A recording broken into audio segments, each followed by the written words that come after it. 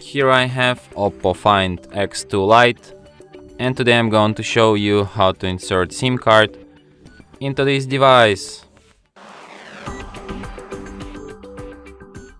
So for this operation you will need this kind of tool, which will help you to eject the SIM card and SD card slot, which you can find right here.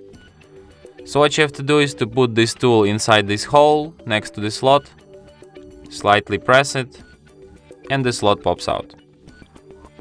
Now we can eject it with our bare hands, and we have to insert our SIM card here. So wait, I'm gonna get the SIM card, not the SD one. Okay, so, and you put it just like this. And then back into our device. Wait.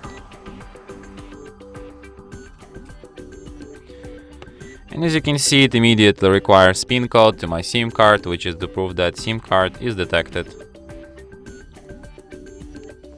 And that's it. Thanks for watching. If you find this tutorial useful, don't forget to hit that like button and subscribe to our channel.